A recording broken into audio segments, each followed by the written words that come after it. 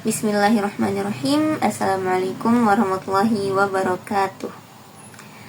Alhamdulillahirrabbilalamin. Assalatu wassalamu ala asyrafil anbiya'i wal mursalin wa ala alihi wa sahbihi ajma'in, amma ba'du. Pertama-tama marilah kita panjatkan puji syukur kita kehadirat Allah Subhanahu wa ta'ala yang telah memberikan kita berbagai macam nikmat, yakni salah satunya adalah nikmat kesehatan. Dan tak lupa juga kita haturkan salawat beserta salam kepada junjungan alam Nabi besar kita Muhammad sallallahu alaihi wasallam, yang mana beliau telah rela berkorban jiwa demi menegakkan agama Islam ini. Nah, dalam video kali ini saya akan sedikit menjelaskan tentang akhlak atau adab dalam menuntut ilmu. Nah, jadi menuntut ilmu itu adalah kewajiban bagi setiap individu dalam Islam, sebagaimana yang tertuang dalam hadis Rasulullah SAW, menuntut ilmu itu wajib bagi setiap muslim. Itu hadis riwayat Ibnu Majah. Namun dalam proses menuntut ilmu tidak hanya kecerdasan intelektual yang ditekankan, tapi juga kecerdasan spiritual dan juga moral yang tercermin dalam akhlak. Nah, akhlak yang baik dalam menuntut ilmu itu menjadi pondasi yang kokoh untuk keberhasilan seseorang dalam mengamalkan ilmunya. Nah, akhlak dalam menuntut ilmu itu sangat penting. Ilmu tanpa akhlak itu ibarat pedang tanpa sarung, tajam tetapi membahayakan. Akhlak menjadi pengendali dalam penggunaan ilmu agar tidak digunakan untuk hal-hal yang merugikan. Imam Malik pernah berpesan kepada muridnya, pelajarilah adab sebelum ilmu. Nah, hal ini menunjukkan bahwa akhlak yang baik adalah kunci utama dalam membangun karakter seseorang, karakter seorang penuntut ilmu. Dalam Islam, akhlak mulia tidak hanya menunjukkan hubungan antara manusia dengan sesama, tetapi juga dengan Allah Subhanahu wa ta'ala. Nah, penuntut ilmu yang berakhlak baik akan senantiasa ikhlas dalam menuntut ilmu, menjaga adab kepada guru, serta memanfaatkan ilmunya untuk kebaikan.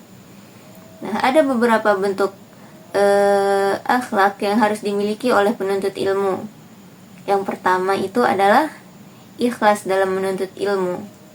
Jadi, penuntut ilmu itu harus memiliki niat yang ikhlas, semata-mata untuk mendapatkan ridha Allah Subhanahu wa ta'ala. Nah, Rasulullah Shallallahu alaihi wasallam bersabda, sesungguhnya amal itu tergantung pada niatnya. Hadis riwayat Bukhari. Yang kedua, rendah hati dan tidak sombong. Karena kesombongan ini adalah penyakit hati yang dapat menghalangi seseorang dari keberkahan ilmu. Nah, penuntut ilmu itu harus selalu rendah hati, baik kepada guru maupun sesama pelajar. Nah, terus yang ketiga, hormati guru dan juga sumber ilmu. Nah, menghormati guru itu merupakan salah satu bentuk akhlak mulia. Imam Syafi'i pernah berkata, aku membuka lembaran buku di hadapan guruku dengan perlahan karena takut mengganggunya. Nah, terus yang keempat, yaitu kesabaran dan ketekunan. Nah, menuntut ilmu adalah proses yang panjang dan membutuhkan kesabaran. Penuntut ilmu itu harus terus berusaha meski menghadapi banyak kesulitan.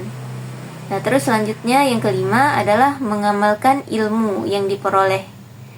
Nah, ilmu yang tidak diamalkan itu bagaikan pohon yang tidak berbuah. Jadi penuntut ilmu itu harus menjadikan ilmunya sebagai alat untuk memperbaiki diri dan memberi manfaat bagi orang lain.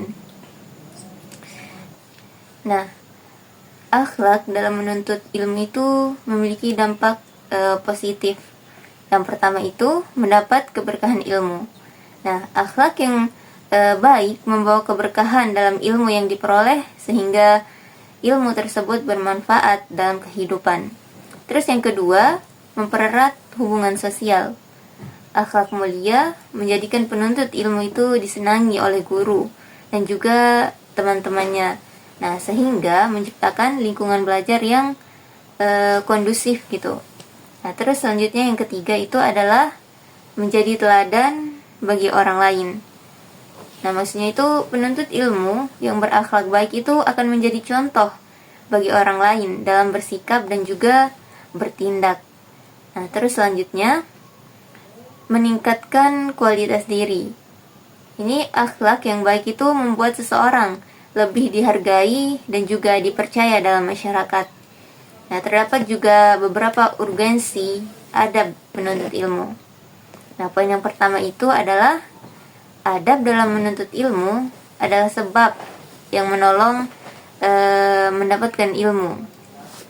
Abu Zakaria An-Ambari rahimahullah mengatakan, ilmu tanpa adab itu seperti api tanpa kayu bakar, dan adab tanpa ilmu seperti jasad tanpa ruh. Yusuf bin Al-Husain rahimahullah juga mengatakan, dengan adab engkau akan memahami ilmu. Nah, sehingga belajar itu sangat penting bagi orang yang mau menuntut ilmu syar'i.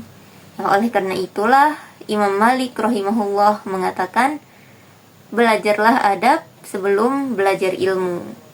Nah, terus poin yang kedua adalah adab dalam menuntut ilmu itu adalah sebab yang menolong berkahnya ilmu. Nah, dengan adab dalam menuntut ilmu, maka ilmu menjadi berkah, yaitu ilmu terus bertambah dan mendapatkan manfaat. Terus poin yang ketiga itu adalah adab merupakan ilmu dan juga amal. Nah, maksudnya itu adab dalam menuntut ilmu itu merupakan bagian dari ilmu. Nah, karena bersumber dari dalil-dalil, dan para ulama juga membuat kitab-kitab dan juga bab tersendiri tentang adab menuntut ilmu ini. Nah, jadi adab dalam menuntut ilmu itu juga sesuatu yang harus diamalkan, tidak hanya diilmui saja. Nah, oleh karena itu Al-Laits bin Sa'ad rahimahullah mengatakan, kalian lebih membutuhkan adab yang sedikit daripada ilmu yang banyak. Nah, yang keempat itu adalah adab terhadap ilmu merupakan adab kepada Allah dan juga Rasulnya. Terus selanjutnya yang kelima itu adab yang baik merupakan tanda diterimanya amalan. Nah, seseorang yang beradab ketika menuntut ilmu itu bisa jadi ini merupakan tanda amalan ia menuntut ilmu itu diterima oleh Allah dan juga mendapatkan keberkahan.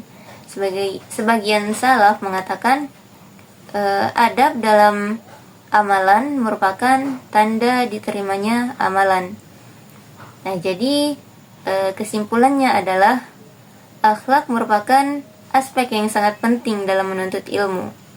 Dengan memiliki akhlak yang baik, penuntut ilmu itu tidak hanya mampu memahami ilmu secara intelektual, tetapi juga dapat mengamalkannya.